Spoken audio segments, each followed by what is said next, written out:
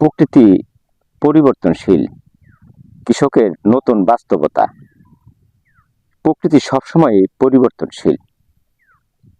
আমরা যেখানে 2-3 দিন আগে দেখেছিলাম তৃষ্ণার্ত মাটি, একবারে তৃষ্ণার্ত মাটি, আর সেখানে বর্ষার পানিতে প্রায় থই থই। বাংলাদেশের কৃষি মূলত প্রকৃতি নির্ভর।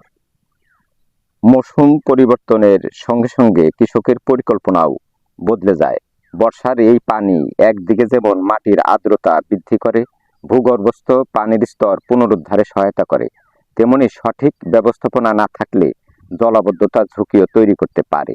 বর্তমানে কৃষকরা উঁচু জমিতে সবজি চাষ এবং নিচু জমিতে আমন ধানের প্রস্তুতি নিচ্ছেন। কারণ বর্ষার পানি কৃষির জন্য আশীর্বাদ হলেও অতিরিক্ত পানি ফসলের জন্য ক্ষতিকর হতে পারে। কৃষি বিশেষজ্ঞদের মতে জমিতে পানি নিষ্কাশনের ব্যবস্থা সচল রাখা, উঁচু জমিতে সবজি চাষ, আবহাওয়ার পূর্বাভাস, এসব জানা এখন কৃষকের সময়ের দাবি। এই দৃশ্য আমাদের মনে করিয়ে দেয় প্রকৃতি কখনোই স্থির নয়। কয়েকদিনের ব্যবধানে একটি মাঠের চেহারা সম্পূর্ণ বদলে যেতে পারে, আর সেই পরিবর্তনের সঙ্গে তাল মিলিয়ে এগিয়ে চলে বাংলাদেশের কৃষক।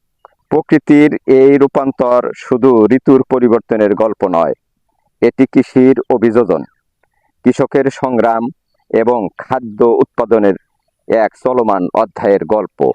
আজ এ পর্যন্তই। কৃষির এই আবহমান বাংলায় আমরা যেন কৃষিকে ভালোবাসি, সম্মান করি এবং গড়ে তুলি একটি আধুনিক এবং স্মার্ট কৃষি, যে কৃষি আমাদের খাদ্য নিরাপত্তার একটি বেড়াজাল থেকে আমাদেরকে অবশ্যই একটি সক্ষম জাতি হিসাবে আমাদেরকে পরিচিতি দেবে এবং আমরা একটি শক্তিশালী বাংলাদেশ উপহার দিতে পারবো, যেখানে কোনো ক্ষুধা এবং দারিদ্র্য থাকবে না। সবাই ভালো থাকবেন।